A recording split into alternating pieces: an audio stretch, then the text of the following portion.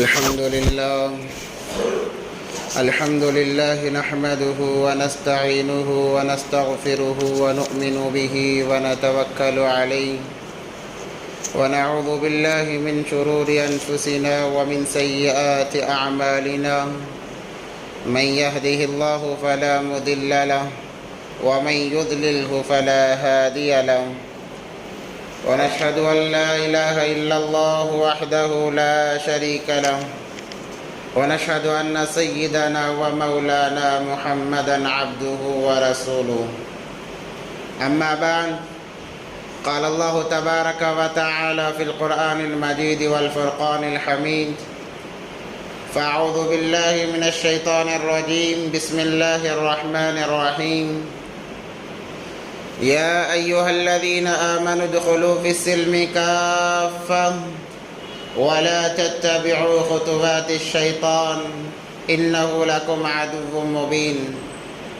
وقال تعالى ولا تهنوا ولا تحزنوا وأنتم الأعلون إن كنتم مؤمنين صدق الله العظيم قال النبي صلى الله عليه وسلم من رأى منكم منكرا فليغيره بيده فإن لم يستطع فبلسانه فإن لم يستطع فبقلبه وذلك أضعف الإيمان وقال النبي صلى الله عليه وسلم لا يؤمن أحدكم حتى أكون أحب إليه من والده وولده والناس أجمعين أو كما قال عليه الصلاة والسلام اللهم صل على سيدنا مولانا محمد في أول كلامنا اللهم صل على سيدنا مولانا محمد في أوسط كلامنا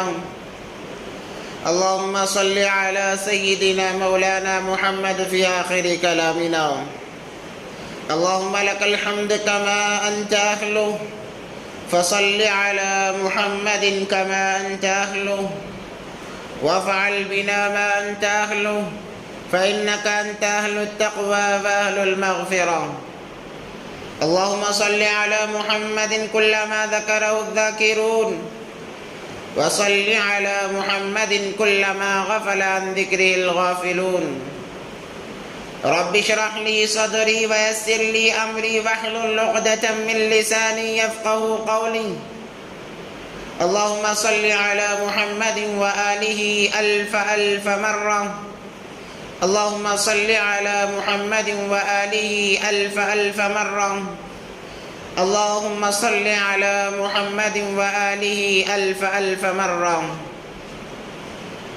محترم و معزز سامعین کرام، بزرگان دین، نوجوان ساتھیوں، ایک مرتبہ دل کی گہرائیوں کے ساتھ درود پاک پڑھ لیں۔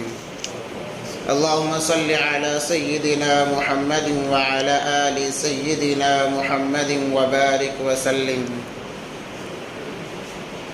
وہ معزز تھے زمانے میں مسلمان ہو کر، وہ معزز تھے زمانے میں مسلمان ہو کر، اور ہم خوار ہوئے تارک قرآن ہو کر۔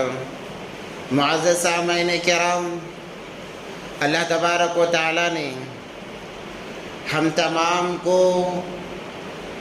مسلمان بنا کر، ایمان والا بنا کر بھیجا ہے، اور اللہ تبارک و تعالیٰ چاہتے بھی یہی ہیں کہ ہر انسان جیسے ایمان والا بن کر دنیا میں گیا ہے اسی ایمان کے ساتھ واپس آئے، تاکہ اس کے بدلے میں اللہ تبارک و تعالیٰ ہر ایک انسان کو جنت نصیب فرمائے۔ اللہ تبارک و تعالیٰ تو ہر ایک کو کامیاب کرانا چاہتے ہیں، مگر انسان ہی ہے کہ ناکامی کے دہانے تک پہنچا ہوا ہے۔ نبی پاک صلی اللہ علیہ وسلم کی ایک حدیث ہے، نبی پاک صلی اللہ علیہ وسلم نے فرمایا، میرے صحابہ جانتے ہو میری اور آپ کی مثال کیسی ہے؟ صحابہ نے عرض کیا بتا دیجئے۔ نبی پاک صلی اللہ علیہ وسلم نے فرمایا کہ میری مثال اور تمہاری مثال اس طرح ہے کہ جب آگ جلتی ہے پتنگے اڑ اڑ کر آ کر آگ میں جلنا شروع ہو جاتے ہیں. جو پتنگے آگ میں جل رہے ہیں وہ تمہاری مثال ہے، اور ہوا کا جھونکا بن کر ان کو الگ کرنا یہ میری مثال ہے. میری امت گناہ کر کے جہنم کی طرف دوڑ لگا رہی ہے، قریب ہے کہ وہ جہنم میں گر جائے. میں ان کی کمر میں ہاتھ ڈال ڈال کر انہیں جہنم سے دور کر رہا ہوں. معزز سامعین کرام، میں نے جو آپ حضرات کے سامنے قرآن پاک کی چند آیات تلاوت کی ہیں اس کا ترجمہ یہ ہے. اللہ تبارک و تعالی فرماتے ہیں اے ایمان والو، پورے طور پر اسلام میں داخل ہو جاؤ، کوئی کمی کوئی کجی باقی نہ رہے، مکمل طور پر ایمان میں داخل ہو جاؤ. اور خبردار وَلَا تَتَّبِعُوا خُطُوَاتِ الشَّيْطَانِ، شیطان کی پیروی نہ کرنا. کیوں؟ اِنَّهُ لَكُمْ عَدُوٌّ مُّبِينٌ، وہ تمہارا کھلا ہوا دشمن ہے. ایک دشمن چھپا ہوا ہوتا ہے، اس کے وار کا پتہ نہیں چلتا، وہ کب وار کرتا ہے کب نقصان پہنچاتا ہے پتہ نہیں چلتا. اور ایک دشمن ظاہراً ہوتا ہے، پتہ ہوتا ہے کہ یہ فلاں وقت میں وار کرے گا، فلاں وقت میں نقصان پہنچائے گا. چھپے ہوئے دشمن سے بچنا انسان کے لیے مشکل کام ہے، مگر جو ظاہراً دشمن ہے انسان اپنی آخری کوشش کے حدیں پار کر دیتا ہے کہ اس سے اپنے آپ کو بچاؤں. تو اللہ تبارک و تعالیٰ نے فرمایا شیطان ایسا تمہارا دشمن ہے کہ تمہیں جہنم تک لے جائے گا، تو تم اس سے اپنے آپ کو بچانے کے لیے کوشش کی انتہا کو پار کر دو. وَلَا تَتَّبِعُوا خُطُوَاتِ الشَّيْطَانِ إِنَّهُ لَكُمْ عَدُوٌّ مُّبِينٌ. اور دوسری آیت تلاوت کی وَلَا تَهِنُوا وَلَا تَحْزَنُوا وَأَنْتُمُ الْأَعْلَوْنَ. اللہ دلاسا دے رہے ہیں اپنے بندوں کو، اے میرے ایمان والو بندو، اے مسلمانوں، گھبراؤ نہیں، ڈرو نہیں، تم ہی کامیاب رہو گے. چاہے باطل جتنی آوازیں لے کر آئے، باطل چاہے جتنی قوتوں کے ساتھ آئے، باطل چاہے جتنا چیخ لے، وہ نامراد ہوگا، وہ کمزور پڑ جائے گا، تم ہی کامیاب رہو گے. اور آگے اللہ تبارک و تعالیٰ نے شرط لگا دی. کیا شرط لگائی ہے؟ ان کنتم مسلمون، اگر تم مسلمان ہو، اگر تم ایمان والے ہو. تو اس سے پتہ یہی چلتا ہے کامیاب صرف ایمان والے ہیں، جن کے زندگیوں میں ایمان ہے، مکمل دین ہے، وہی کامیاب ہیں. اب ایمان والوں کا جہاں تذکرہ آتا ہے ہمارے ذہنوں میں بات آتی ہے بھائی ہم نے کلمہ لا الہ الا اللہ پڑھا ہے، ہم بھی ایمان والے ہیں، تو گویا ہم کامیاب ہیں. اسی لیے میں نے شروع کی آیت پڑھی ادخلوا فی السلم کافہ. مکمل طور پر ہم اپنی زندگیوں میں دیکھیں کیا ہم مکمل طور پر کامل ایمان والے ہیں؟ کیا ہمارے زندگیوں میں مکمل ایمان ہے؟ علامت یہ ہے اگر کامل ایمان ہے دین کا کوئی شعبہ ہم سے نہیں چھوٹے گا، دین کا کوئی رکن، اسلام کا کوئی رکن ہم سے نہیں چھوٹے گا اگر ہم کامل ایمان والے ہیں. یہ پہچاننے کا طریقہ ہے اللہ کو کون سے ایمان والے اچھے لگتے ہیں، اللہ کن ایمان والوں سے مخاطب ہیں. ان ایمان والوں سے نہیں جو صبح دیر تک سوتے ہیں، وہ ایمان والے نہیں. وہ ایمان والوں سے بھی اللہ مخاطب نہیں ہے جو کئی وقت کی نمازیں چھوڑ دیتے ہیں، پیشانی پر بل تک نہیں پڑتا. اللہ ان ایمان والوں سے بھی مخاطب نہیں جو حج کی طاقت رکھنے کے باوجود حج کو چھوڑ دیتے ہیں. اللہ ان ایمان والوں سے بھی مخاطب نہیں جو زکوٰۃ دینے کی صلاحیت رکھنے کے باوجود زکوٰۃ ادا نہیں کرتے، اللہ تو ان ایمان والوں سے مخاطب ہے جو مکمل طور پر ہر ایک ایک رکن کو ادا کرتے ہوئے جا رہے ہیں۔ نبی پاک صلی اللہ علیہ وسلم کا فرمان جو میں نے حدیث پڑھی ہے، لا يؤمن احدكم حتى اكون احب اليه من والده وولده والناس اجمعین۔ اللہ کے نبی پاک صلی اللہ علیہ وسلم صحابہ سے فرما رہے ہیں، وہ صحابہ جن کی مثال ستاروں کے مانی، ایک صحابی کی بھی اتباع کرو گے منزل مقصود تک پہنچ جاؤ گے۔ اللہ کے نبی پاک صلی اللہ علیہ وسلم ان صحابہ سے مخاطب ہیں، اے میرے صحابہ، لا یؤمن احدکم، تم میں سے کوئی ایمان والا ہو نہیں سکتا، حتی اکون احب الیہ من والدہ وولدہ والناس اجمعین، یہاں تک کہ میں تمہارے نزدیک تمہارے ماں باپ، تمہاری آل اولاد، ہر ایک چیز سے زیادہ محبوب نہ بن جاؤں۔ میرے مقابلے میں دنیا کی کوئی چیز تمہیں محبوب نہ ہو، میرے مقابلے میں تمہارے دل کے قریب دنیا کی کوئی چیز نہ ہو، یہاں تک کہ آل اولاد بھی نہیں، اس وقت تک کامل ایمان والے نہیں بن سکتے۔ کتنی بڑی بات ہے، کتنی بڑی بات ہے۔ اور ہم آج مرتبہ کلمہ طیبہ پڑھ کر سوچتے ہیں کہ چلو ہم کامیاب ہیں، جنت ہماری مقدر ہے، ہم جنت میں ضرور جا کر رہیں گے۔ اعمال بھی تو ویسے ہونے چاہیے۔ آج ہم نے دین کو چھوڑا ہے، دین سے آج ہم کوسوں دور ہیں، کوسوں دور ہیں، جس کی وجہ سے باطل کو ایک موقع مل گیا۔ وہ جب دیکھا اس نے کہ مسلمان ایمان سے دور، اسلام سے دور، تو اس نے آواز اٹھائی، اس نے ہنگامہ کیا اور ہلہ بولا، ہمارے ایمان پر، ہمارے دین پر طریقے بدل کر ہمارے سامنے آیا ہے باطل۔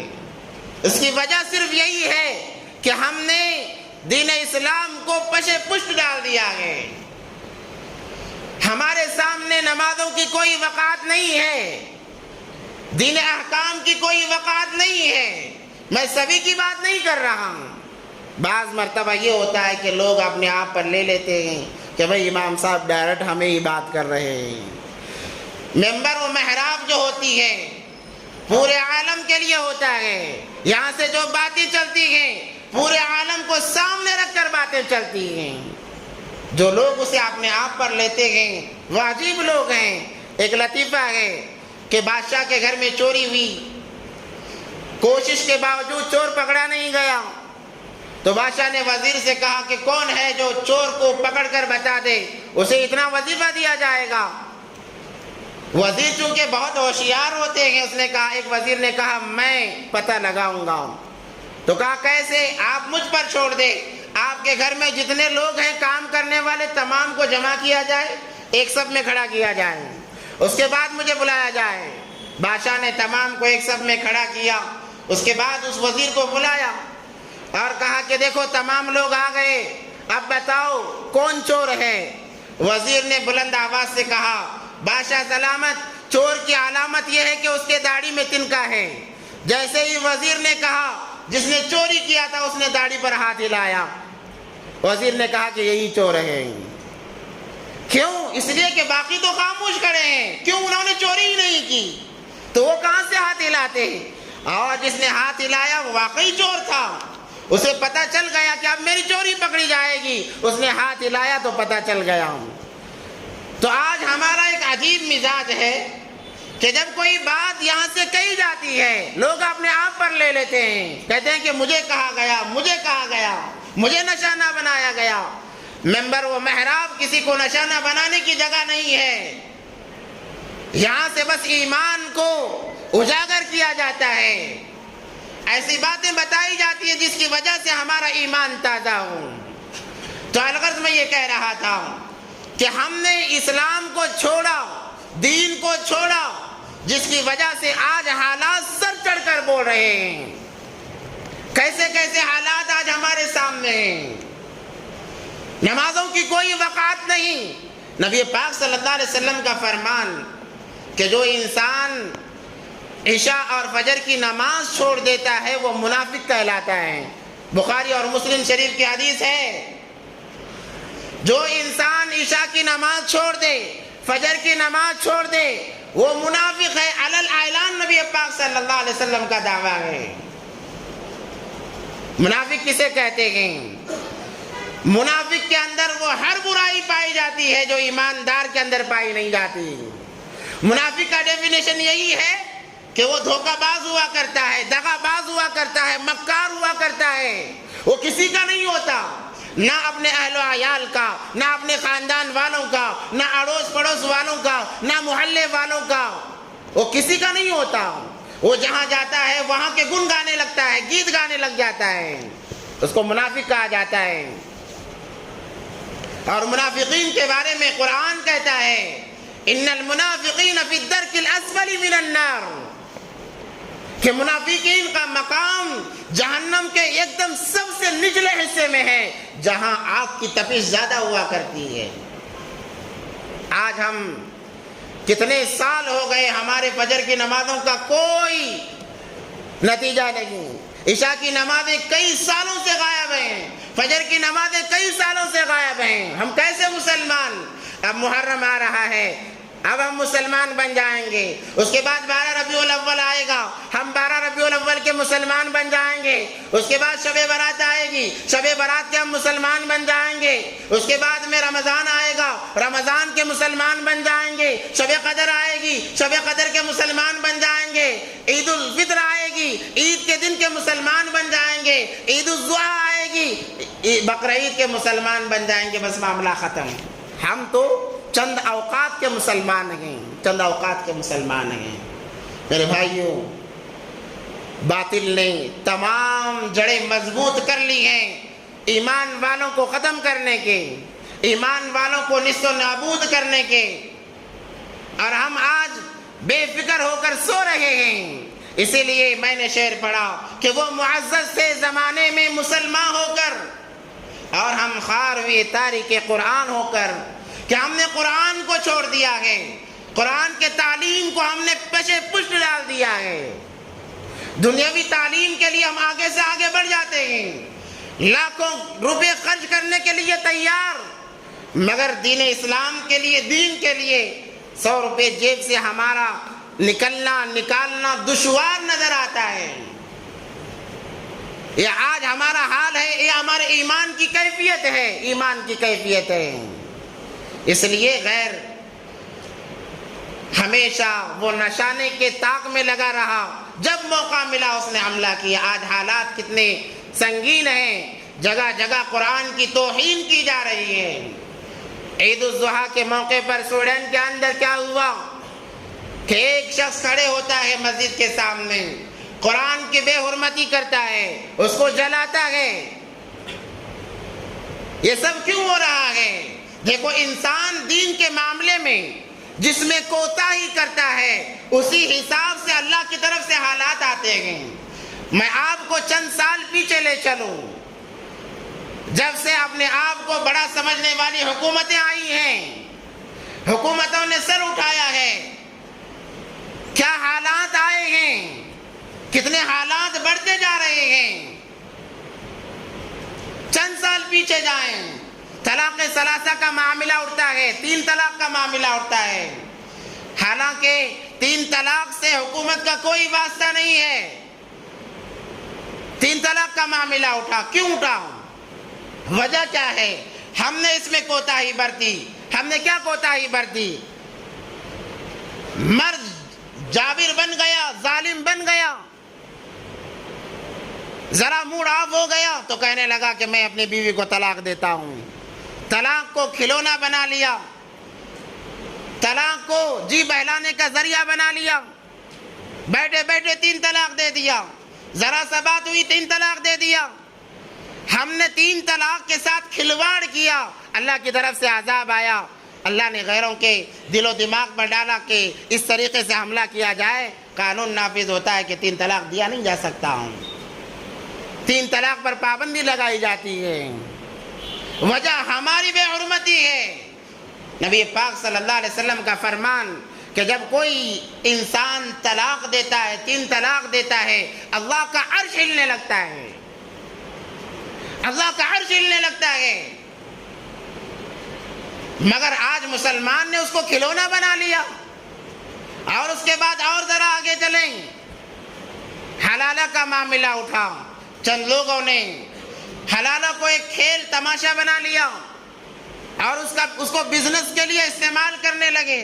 اللہ تبارک و تعالیٰ کی طرف سے حالات آئے، اللہ کی طرف سے حالات آئے اور اس پر نشانہ لگایا گیا۔ اور اس کے بعد میں لو جہاد کا معاملہ اٹھا۔ ہمارا نوجوان جس کے جوانی کی عبادت اللہ کو سب سے زیادہ محبوب ہے، انسان جوانی میں ایک سجدہ کرتا ہے، وہ بڑھاپے کے 70 سجدوں پر بھاری ہو جاتا ہے۔ اللہ کو جوانی کی عبادت اتنی زیادہ محبوب ہے، اتنی زیادہ پسندیدہ ہے، مگر نوجوان اپنی جوانی کو عیاشی میں لگانے لگے،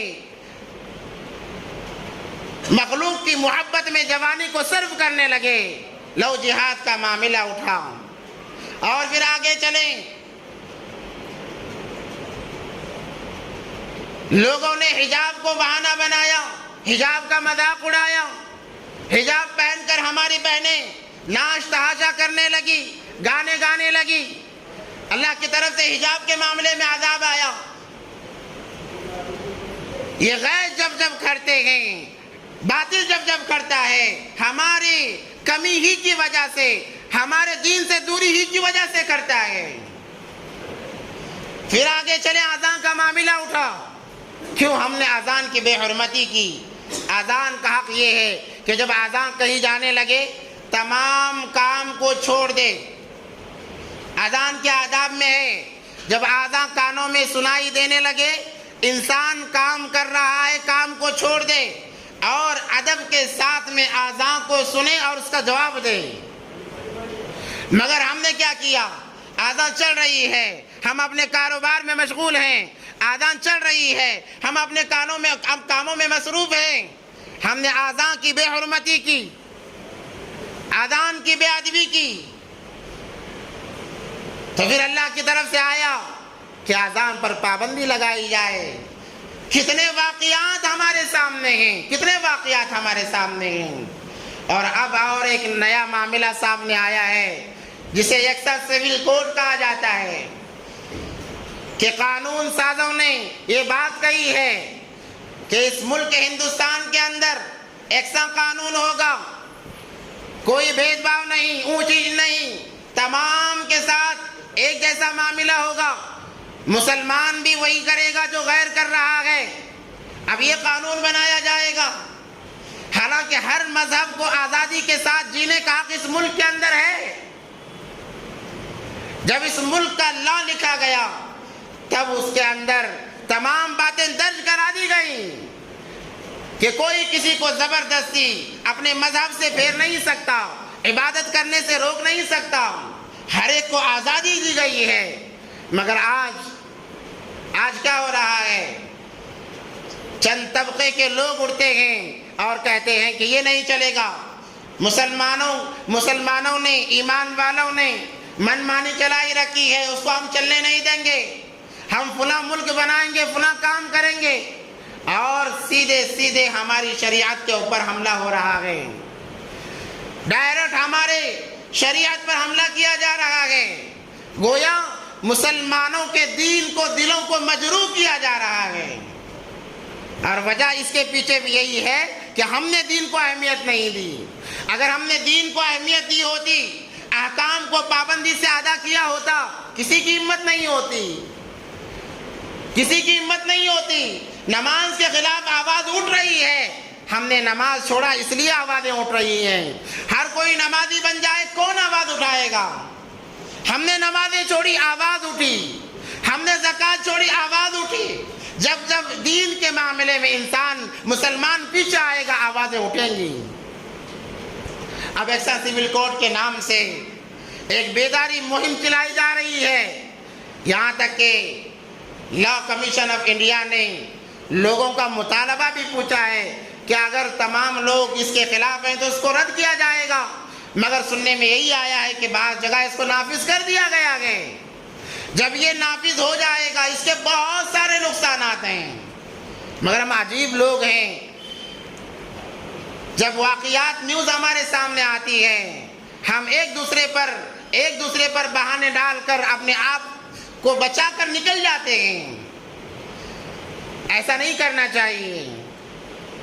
تو جب یہ ایکشن سول کوڈ کا قانون لایا جائے گا تو مسلمانوں کے شریعت کے اندر خلل واقع ہوگا۔ سب سے پہلے کیا خلل واقع ہوگا؟ سب سے پہلے یہ خلل واقع ہوگا کہ جیسے مرد 3 طلاق دیتا ہے عورت کو بھی اس کا اختیار دیا جائے گا کہ عورت بھی جب چاہے مرد کو 3 طلاق کہہ کر جا سکتی ہے۔ یہ شریعت کے ساتھ مذاق ہے۔ شریعت نے مرد کو یہ طاقت دی ہے کہ وہ 3 طلاق دے سکتا ہے۔ عورت کے لیے طلاق کی گنجائش نہیں ہے۔ ہاں البتہ اگر کسی عورت پر ظلم ہو رہا ہے، وہ کڑن سی محسوس کر رہی ہے، شریعت نے کہا خلا تمہارے لیے مقدر ہے، تم جاؤ قاضی کے پاس اور اپنا معاملہ درج کراؤ اور خلا لے لو کچھ لے دے کر۔ عورت کے ذمہ صرف یہی ہے، مگر یہ اگر کام انہوں نے کر دیا تو 3 طلاق کا جیسے مرد کو اختیار عورتوں کو بھی اختیار ہو جائے گا۔ اور اس کے اندر ایک بات یہ بتائی گئی کہ لڑکیوں کے نکاح 18 سے بڑھا کر 21 سال کی عمر میں کیے جائیں گے۔ اگر اس سے پہلے آپ نکاح کرو گے آپ مجرم شمار ہوگے۔ ہماری شریعت کہتی ہے کہ جب مرد اور عورت بالغ ہو جاتے ہیں نکاح کرنے کی ان کے لیے عام اجازت ہے، عام اجازت ہے، کوئی رکاوٹ نہیں۔ بلکہ یہ فرمان جاری کیا گیا کہ جب مرد بچہ بالغ ہو جائے، بچی بالغ ہو جائے، ماں باپ پر واجب ہے کہ ان کے نکاح کی فکر شروع کر دے، نکاح کی فکر شروع کر دے۔ ہاں اگرچہ نکاح کرنے میں 5 سال لگ جائے کوئی معاملہ نہیں، مگر فکر اسی وقت سے ہونی چاہیے جیسے ہی میری بچی بالغ ہو گئی، اب میرے دل میں یہ فکر آنی چاہیے کہ مجھے میری بیٹی کا نکاح کرنا ہے، اس کے لیے ایک شوہر تلاش کرنا ہے۔ مگر اگر یہ قانون نافذ ہوتا ہے تو اس کے اندر یہ بات بتائی گئی ہے کہ آپ 18 سال کے بلکہ 21 سال کے بعد ہی نکاح کر سکیں گے۔ وجہ کیا بتائی ان لوگوں نے؟ وجہ یہ بتائی ہے کہ بچیاں ہماری اعلیٰ تعلیم حاصل کر لیں، تعلیم حاصل کرنے میں کوئی چیز رکاوٹ نہ بنے، کوئی چیز رکاوٹ نہ بنے۔ گویا کہ ہماری بہنوں کو، بیٹیوں کو عیاشی کرنے کی انہوں نے کھلی اجازت دی ہے۔ ان کے گھر کی انہیں کوئی فکر نہیں ہے۔ ان کے گھر میں آگ لگی ہے، وہ آگ بجھانے کی کوئی فکر نہیں، وہ دوسروں کے گھروں کے آگ کو بجھانے کی فکر میں ہے، طاق میں۔ ان چیزوں کے ذریعے سے وہ بے حیائی کو فروغ دینا چاہتے ہیں، عام کرنا چاہتے ہیں۔ جب نکاح کی عمر ہو جاتی ہے اور والدین ٹال مٹول کرتے ہیں، ظاہر سی بات ہے اولاد بے حیائی کی طرف جائے گی۔ آج بے حیائی کرنے کے لیے انسان کو چھپنے کی ضرورت نہیں ہے۔ انسان جب چاہے بے حیائی میں مبتلا ہو سکتا ہے، کیونکہ آج ہر ایک کے ہاتھ میں بڑا موبائل ہے۔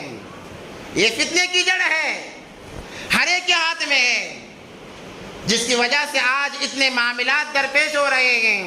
اور ان کا کہنا کہ اسلام نے عورت کو بالکل جکڑ کے رکھا ہے، یہ غلط کہتے ہیں۔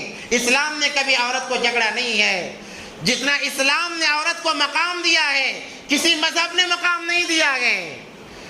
شریعت کہتی ہے، نبی پاک صلی اللہ علیہ وسلم کا فرمان، ہم مانتے ہیں کہ جس جنت کے لیے ہم اعمال کر رہے ہیں وہ جنت ہمارے ماؤں کے قدموں تلے ہے۔ اور کتنا مقام چاہیے۔ ہاں ان کے مذاہب کے اندر عورت کا کوئی مقام نہیں ہے، تو عورتوں کو آزادی دلانے کے نام پر، عورتوں کو آزادی دلانے کے نام پر انہیں بے حیا بنانا چاہتے ہیں۔ اس لیے انہوں نے کہا کہ 18 سال سے پہلے بلکہ 21 سال سے پہلے آپ اپنے بچوں کا نکاح نہیں کر سکو گے۔ اور چوتھی بات یہ کہی اس کے اندر کہ کوئی مسلمان مرد 4 شادیاں نہیں کر سکتا۔ یہ جب اٹھتے ہیں شریعت کو لے کر اٹھتے ہیں، حالانکہ ہر کوئی مرد 4 شادیاں نہیں کرتا ہے۔ اسلام نے، شریعت نے یہ کہا ہے کہ اگر تم ایک عورت سے تمہاری ضرورتیں پوری نہیں ہو رہی ہے، تب اللہ نے کہا کہ تمہیں اختیار ہے فَانْكِحُوا مَا طَابَ لَكُم مِّنَ النِّسَاءِ مَثْنَىٰ وَثُلَاثَ وَرُبَاعَ، مگر اس کو بالکل ختم کر دینا، یہ شریعت کے اندر مداخلت کرنا ہے، مداخلت کرنا ہے۔ اور بھی بہت سارے معاملات اس کے اندر آئیں گے اگر یہ قانون نافذ ہو جاتا ہے۔ اور کہا جاتا ہے کہ اس کے اندر مسلمانوں کے لیے بھلائی ہے، بلکہ مسلمانوں کے اندر کوئی بھلائی نہیں۔ میراث کے معاملے میں وہ دخل اندازی کرنے والے ہیں۔ میراث کا معاملہ شریعت کے اندر سب سے بڑا معاملہ ہے، مگر وہ میراث کے معاملے میں بھی دخل اندازی کرنے والے ہیں۔ اس لیے مسلم پرسنل لا بورڈ جو ایمان والوں کے لیے بنایا گیا ہے، ایمان کی بقا کے لیے ہمارے شریعت کے اندر کوئی مداخلت نہ ہو، اس کے لیے جس مسلم پرسنل لا کو بنایا گیا ہے، یاد رکھیں ہر مذہب کا ایک پرسنل لا ہوا کرتا ہے، ویسے ہمارا بھی مسلم پرسنل لا کے نام سے ہے۔ اس نے یہ بات عام کی ہے، بلکہ ہر جگہ اس بات کو پھیلایا ہے کہ جمعے کے اندر لوگوں کے سامنے اس بات کو عام کیا جائے کہ یکساں سول کوڈ کے نام سے ایک بل پاس ہونے والا ہے، اس کی مختصر سی صحیح وضاحت کی جائے تاکہ لوگوں کے اندر جاگرکتا آئے، لوگ جاگ جائیں اور یہ پہچان جائیں کہ جب کوئی بھی شریعت کے اندر مداخلت کرنے کے لیے آئے گا، ہم اس مداخلت کو برداشت نہیں کریں گے۔ تم نے دوسرے کو ہزاروں قانون بنا لیے، ہم نے کوئی اعتراض نہیں کیا ہے، مگر جب آپ شریعت کے معاملے میں قانون بناؤ گے، ہم خاموش نہیں بیٹھیں گے، ہم خاموش نہیں بیٹھیں گے، کیونکہ ہمیں اپنی شریعت اپنے جانوں سے زیادہ محبوب ہے۔ یہی تو ایمان والوں کی شان ہے کہ وہ شریعت کے اندر مداخلت نہیں کر سکتے۔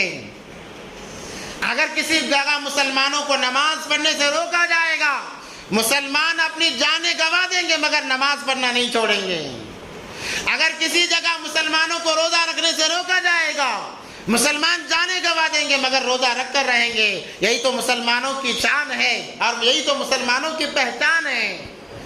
تو ایک میسیج اور ایک لنک چلایا گیا ہے، میں تمام سے گزارش کرتا ہوں، ویسے تو ہر ایک کے ہاتھ میں موبائل ہے، باہر بھی اس کا لنک نکال کر زیراکس لگایا گیا ہے، میرے ہاتھ کے اندر بھی وہ لنک موجود ہے، آپ جاتے ہوئے اس کو اسکین کریں اور اپنا موقف پیش کریں۔ اس کا طریقہ کار اسی میں لکھا گیا ہے، ہر کوئی اپنے ایماندار ہونے کا ثبوت دے اس کے ذریعے سے کہ ہم اس بل کے بالکل خلاف ہیں، بالکل خلاف ہیں۔ ہماری شریعت جیسی ہے وہ بہت سب سے اعلیٰ شریعت ہے، سب سے اعلیٰ شریعت ہے۔ ہماری شریعت کے اندر ہم کبھی کمی زیادتی برداشت نہیں کریں گے۔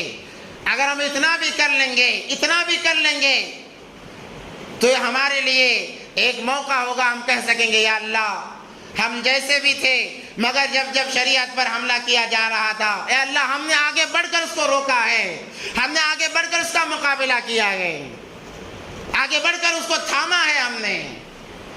نبی پاک صلی اللہ علیہ وسلم کا فرمان بھی ہے، من رعا منکم منکرن، جب تم میں سے کوئی دیکھے کوئی غلط کام ہو رہا ہے، فلیغیر بیدی، اس کو چاہیے کہ آپ نے ہاتھوں سے روک دے اس کو فوراً۔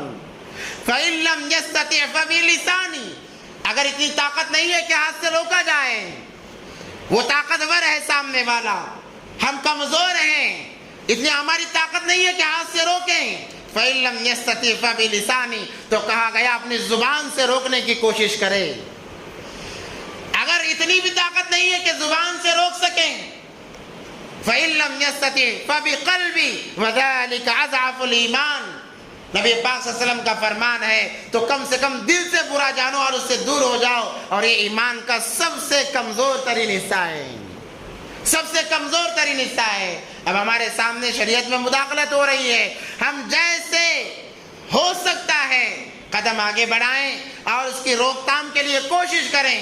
جب ہمیں آواز دی جائے گی، بلایا جائے گا، ہم سے کہا جائے گا اگر کوئی کام کرنا ہے شریعت کے لیے تو ہم اپنے آپ کو پیچھے نہ لائیں، باتیں بنانا چھوڑ دیں۔ مختصر سی زندگی ہے، آج مزاج یہ بھی بنا ہوا ہے کہ لوگ کہتے ہیں ارے جو ہونا ہو جائے، میرے پیچھے فلاں کا ہاتھ ہے، موت جب آتی ہے کسی کا ہاتھ کام نہیں دیتا، موت جب آتی ہے کسی کا ہاتھ کام نہیں دیتا، اور اللہ جب پکڑنے پر آتے ہیں، مارنے پر آتے ہیں، دنیا کی کوئی طاقت بچا نہیں سکتی۔ ہم نے دیکھا چند سائنسدان ڈوبی ہوئی جہاز کا ملبہ دیکھنے گئے، وہ دیکھنے نہیں گئے بلکہ اللہ تبارک و تعالیٰ نے انہیں وہاں مارنے کے لیے بلایا، کروڑوں روپے دے کر گئے ہیں، کروڑوں روپے دے کر گئے ہیں۔ ہم واقعہ سنتے تھے حضرت سلیمان علیہ السلام کے زمانے کا کہ سلیمان علیہ السلام کی مجلس لگی ہے تو ایک آدمی آتا ہے اور آ کر ایک بیچ درمیان میں بیٹھے ہوئے انسان کو گھورنے لگتا ہے، ایسا گھورتا ہے کہ وہ ڈر کے مارے کب کبانے لگتا ہے۔ سلیمان علیہ السلام سے کہتا ہے جا کر کے فلاں بندے سے مجھے بہت خوف ہو رہا ہے، یہ مجھے گھورتے جا رہا ہے، آپ ایک کام کیجئے، اللہ نے آپ کو طاقت دی ہے، آپ مجھے فلاں پہاڑ کے اوپر پہنچا دیجئے تاکہ میں اس انسان سے بچ جاؤں۔ سلیمان علیہ السلام نے ہوا کو حکم دیا، ہوا نے لے جا کر اسے پہاڑ کے چوٹی پر پہنچا دیا، وہ انسان وہاں اترنے سے پہلے وہ انسان موجود ہو جو گھور رہا تھا۔ تو یہ کہنے لگا رہے کیا بلا ہے، جس انسان سے میں بچنے کے لیے ہوا کے ذریعے یہاں پر پہنچا ہوں، میرے آنے سے پہلے یہاں پر موجود ہے۔ کہا کہ تو ہے کون، تو ہے کون؟ تجھ سے بچنے کے لیے میں نے یہاں تک کا سفر کیا، تو مجھ سے پہلے آ گیا۔ تو وہ کہنے لگے میں اسرائیل ہوں، میں اسرائیل ہوں، تیری روح قبض کرنے آیا تھا۔ اللہ نے مجھے کہا فلاں پہاڑ کی چوٹی پر میرا ایک بندہ ہے، اتنے لمحوں میں اس کی روح کو قبض کرنا ہے۔ میں حیرت زدہ تھا کہ چند لمحوں کے بعد اس انسان کی روح کو مجھے فلاں جگہ قبض کرنا ہے، اور یہ بڑے مزے سے بیان سن رہا ہے، یہ بڑے مزے سے بیان سن رہا ہے۔ میں سوچ ہی رہا تھا کہ اللہ کی قدرت وجود میں آئی اور تو یہاں پر پہنچ گیا، اور اسرائیل علیہ السلام نے اس کی روح قبض کر لی۔ ہم یہ واقعہ سنا کرتے، بڑا عجیب لگتا تھا، مگر جب یہ واقعہ چند سائنسدانوں کا ہوا ہے کہ رہتے رہتے ان کے دل میں یہ بات آئی کہ چلو جا کر اس جہاز کو دیکھ آئیں، وہ خود گئے نہیں بلکہ اللہ کو بتانا تھا یہ تمام واقعات سچے ہیں، تو اللہ نے کروڑوں روپے ان سے خرچ کرائے اور سمندر کی گہرائی میں بلایا اور وہاں پر ان کی روح کو قبض کیا گیا۔ اللہ کے لیے کوئی مشکل نہیں، اس لیے میرے بھائیو جب تک زندگی ہے اپنی زندگی کو غنیمت سمجھیں، پکے مسلمان ایمان والے بن جائیں۔ ایمان والوں کی 4 بڑی بڑی علامتیں ہیں، ابھی موقع نہیں ہے اس کو بتانے کا، اگر موقع ملا انشاءاللہ آئندہ ہفتے بیان کیا جائے گا۔ 4 بڑی بڑی علامتیں ہیں، اگر کسی انسان کے اندر ایک علامت اس کے اندر سے کم ہے تو کامل ایمان والا نہیں، کامیابی ملنا بہت مشکل ہے۔ اس کے ساتھ ساتھ نمازوں کی پابندی کریں، دین کو سیکھیں۔ نوجوانوں سے کہتا ہوں، ہر ایک سے کہتا ہوں، دین کے لیے دنیا کے لیے وقت لگا دیتے ہیں 12 گھنٹے 8 گھنٹے، بلکہ بعض لوگ تو 24 گھنٹے لگا دیتے ہیں، دین کے لیے 1 گھنٹہ لگائیں، آپ کی دنیا سنور جائے گی، بس آخرت اس سے بہترین سنور جائے گی۔ 1 گھنٹہ دین کو سیکھنے میں لگائیں، 1 گھنٹہ اپنی زندگی، دن کا 1 گھنٹہ بس اللہ کے لیے، اللہ کے دین کو سیکھنے کے لیے لگائیں۔ کوئی مشکل نہیں ہے، آپ کام سے آتے ہیں تاخیر سے آئیں، میں نے کہا آپ رات 10 بجے بھی آ کر مجھ سے کہیں کہ ہمیں کچھ سیکھنا ہے تو انشاءاللہ میں آپ کو بتانے کے لیے تیار ہوں۔ آپ ایک ارادہ تو کریں، عزائم کریں کہ ہو سکے تو صبح کے وقت میں یا پھر عشاء کے بعد میں 9-10 بجے ہی صحیح آپ 1 گھنٹہ لے کر آئیں، تاکہ دین کی معلومات ہمیں ہو، دین کی باتوں کا علم ہمیں ہو، تاکہ جب ہمارے دین پر حملہ بولا جانے لگے، دین پر حملہ کیا جانے لگے تو ہم کھڑے ہو کر اس کا جواب دے سکیں۔ اللہ سے دعا ہے کہ اللہ ہم تمام کو ان باتوں پر عمل کی توفیق عطا فرمائے۔ وآخر دعوانا الحمدللہ رب العالمین۔